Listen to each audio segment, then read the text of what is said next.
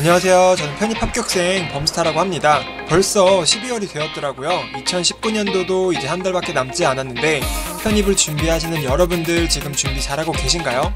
편입에 있어서 12월 달은 이제 모집 요강이 나오고 원서 접수를 하고 이런 마무리를 하는 그런 달이라고 볼 수 있어요. 그래서 여러분들이 지금 시기에 어떤 것들을 해야 되고 어떤 것들을 생각해야 되는지 해당 영상을 통해서 꼭 보고 가셨으면 좋겠어요. 지금부터 바로 가시죠.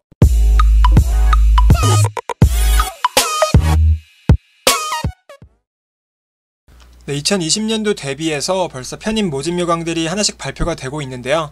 지금 시점에서 모집 요강이 나온 학교들만 해도 연세대, 고려대, 건국대, 항공대, 숙명여대 등 다양한 학교들이 모집 요강을 발표하고 있는데요. 이 모집 요강들이 전부 발표가 나기 시작하면은 이제 원서 접수를 해야 돼요. 보통 빠른 학교들은 12월 첫째 주부터 이제 원서 접수를 시작할 건데 보통 진학사 어플라이, UA 어플라이를 통해서 저희가 원서 접수를 해야 됩니다. 근데 이때 편입 원서 접수는 수시나 정시랑은 다르게 특징이 또 있어요.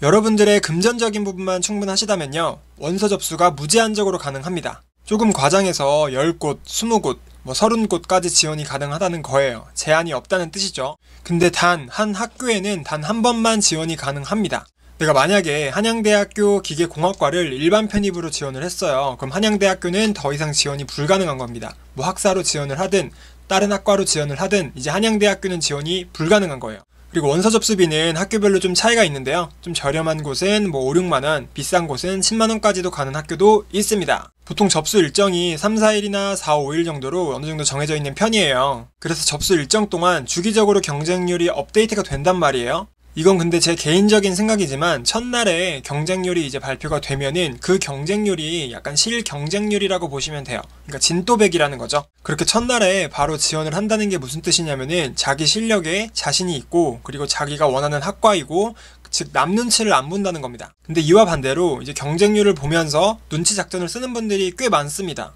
그래서 이런 분들은 3, 4일이라는 그런 접수 기간 동안 계속 경쟁률만 분석을 하는 거예요. 그러다가 마지막 날에 경쟁률이 좀 적은 비메이저 학과 그쪽으로 이제 지원을 하는 거죠. 근데 또 웃긴 건 뭐냐면은 이렇게 경쟁률이 낮았던 학과인데 최종 경쟁률이 발표하고 나서는 가장 높아지는 또 경우도 있어요. 그러니까 여러분들이 이렇게 분석하는데 시간을 쓰지 말고요. 이런 거에 흔들리지 마시고 여러분들이 하루에 해야 될 할당량을 꼭 채우시면서 그런 식으로 공부를 해나갔으면 좋겠어요. 마무리까지. 사실 대학교별로 전년도 기출문제를 푸시면요, 그 커트라인이 존재하잖아요. 그렇기 때문에 내가 갈 수 있는 대학교가 어느 정도는 그려집니다. 근데 또 여러분들이 알아야 될 게 있어요. 여러분들이 기출문제를 풀었다고 해서 그게 여러분들의 점수가 아니라요, 여러분들은 은연중에 파이널 대비를 하면서 기출문제들을 다 다루어 봤을 거예요. 그러니까 대학교 전년도 기출문제가 여러분들에겐 조금 더 익숙해진 상태예요. 성적이 좀 더 잘 나올 수밖에 없는 거죠. 실제로 여러분들이 이제 편입 시험장에 직접 가보시면요, 문제들은 다 처음 보는 새로운 문제들이고요. 그 다음 추가적으로 그 시험장이 주는 압박감 때문에 여러분들의 점수는 더욱더 떨어집니다.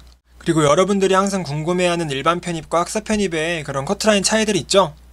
예를 들어서 어떤 학과가 있어요. 일반 편입으로는 10명을 모집하는데 학사 편입으로는 3명을 모집한다 라고 했을 때 일반적으로 일반 편입의 커트라인이 학사 편입의 커트라인보다 높습니다.